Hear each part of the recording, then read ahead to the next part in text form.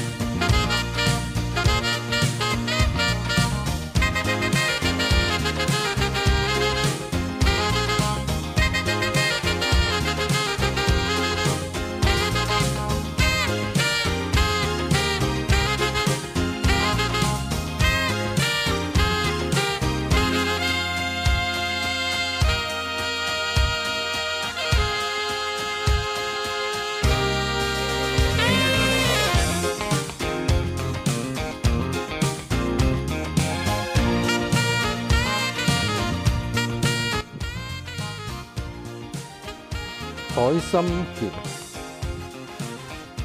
廣州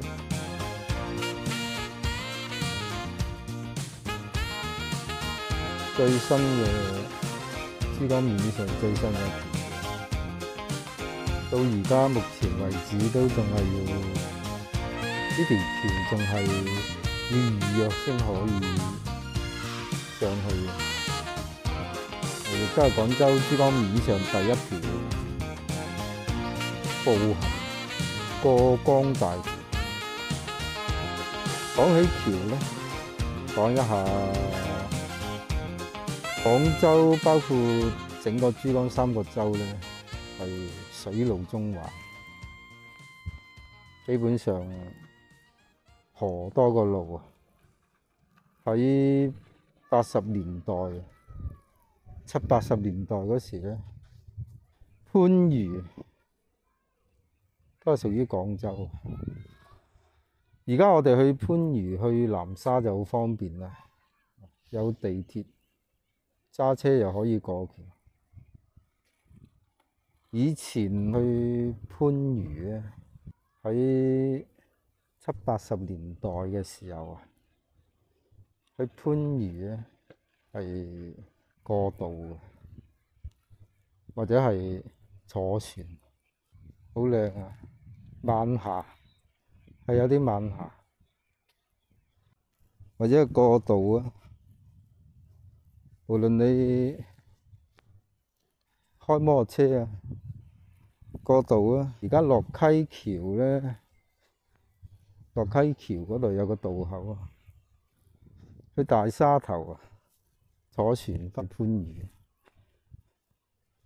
坐嗰啲船啊，有啲係大基頭同埋大沙頭都有船可以返番禺。有啲船咧係去海南島啊，所以嗰啲船咧係臥鋪船。我諗而家好少人有坐過呢啲臥鋪船，係通鋪啊。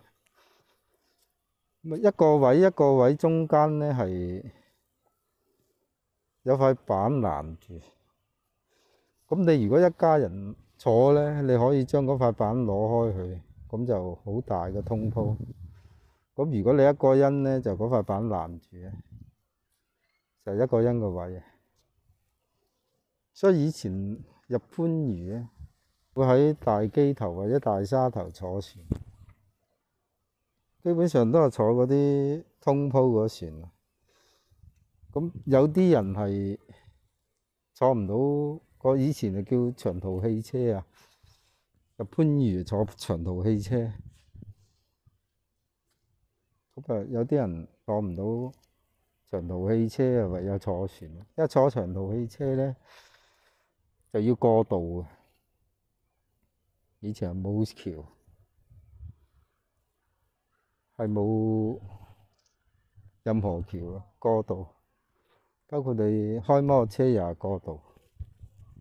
珠江三角洲嘅第一條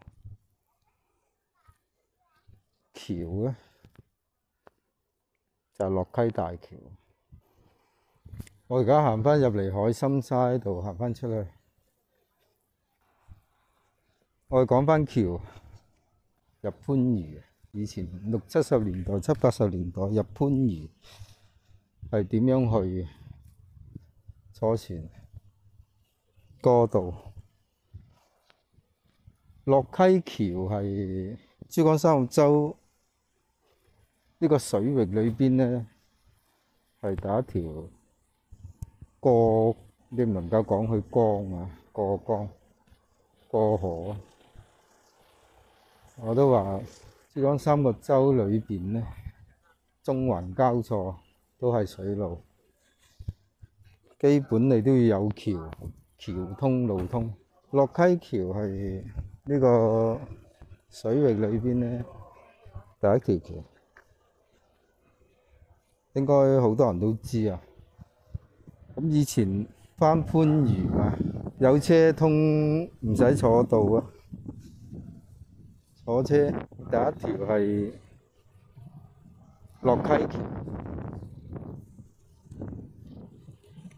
呢條橋係霍英東先生捐資嘅，天壇。啱廣州係改革開放，霍英東先生喺咗白天鵝賓館之後，又牽頭一啲港商係起咗落溪橋。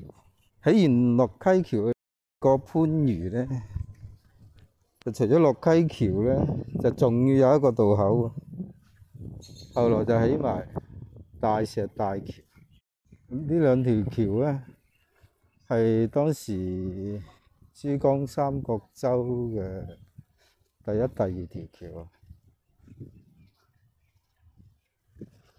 咁嗰陣時咧，咁啊過新橋啊。我記得大石橋剛剛起好嘅時候，第一次通車，坐車過去過大石橋咧，就唔能夠講話哇好靚啊新橋啊咁啊，唔能夠咁講嘅。唔吉利啊！我都係沿住珠江兩岸成長，所以我講嘅都係沿住珠江兩岸嘅事。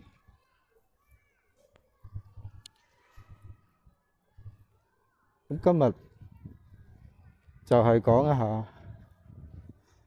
呢幾條橋。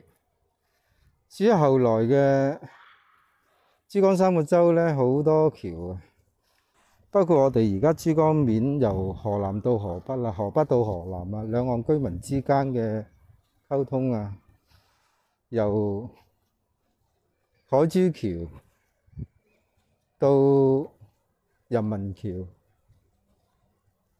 到海印橋、解放橋，而家嘅獵德橋、海心橋，華南快線嗰邊嘅華南大橋、番路嗰邊，而家珠江面上好多橋，包括過江隧道都有2條啊，各芳村嘅隧道，而家就發展得好犀利啦。咁我而家咧就喺花城廣場，珠江3個洲嘅橋係印證咗，唔好講印證，係經歷咗整個廣東嘅改革開放呢幾廿年嘅發展，亦都係大灣區發展嘅基石。所以我今日呢一集係講下橋，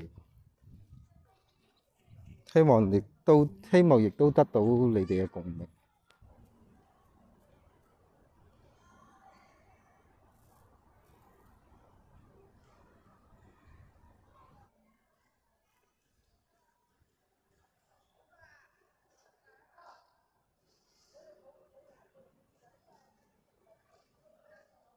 好多人嚟到海心沙咧，其實對呢幾嚿嘢係有啲興趣嘅，有啲新奇。究竟佢係乜嘢嚟嘅咧？呢幾嚿嘢咧係摺疊嘅屏幕，巨型摺疊屏幕。當有活動啊或者演唱會嘅時候咧，去呢度呢啲就拉起嗰啲，拉起佢，咁就成為咗1、2、3、4個巨型嘅屏幕。呢幾嚿嘢可以講係開創咗國內嘅先河。我諗而家國內都冇幾個地方係有呢嚿嘢，我冇查過資料。相關活動啊，或者演唱會啊，咁就會打開，咁係一個屏幕嚟嘅。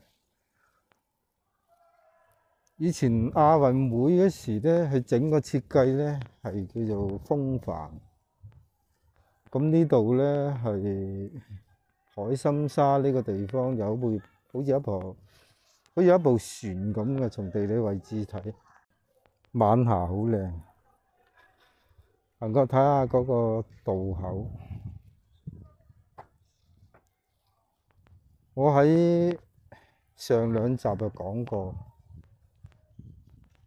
渡輪，廣州珠江河上邊嘅渡輪。以前嘅渡輪而家叫水上巴士啊，同時亦都係珠江夜遊嘅碼頭。呢2個碼頭，呢度係花城廣場。我講白天2蚊雞。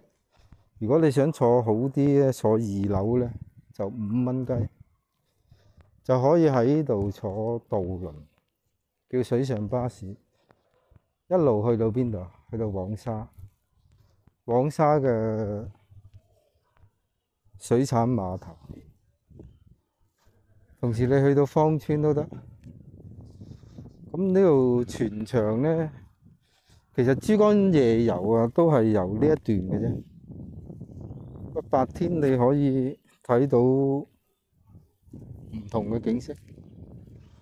咁而家呢度就應該係停咗㗎啦，佢連珠江夜遊都停咗㗎啦。白天嘅渡輪咧，水上巴士咧，佢係到6點嘅，到下晝6點。呢個碼頭，我哋影下。呢個叫海心沙碼頭，西區碼頭。西區碼頭我唔知邊度仲有，嗰邊應該仲有個東區碼頭。嗰邊有個紅船喺度。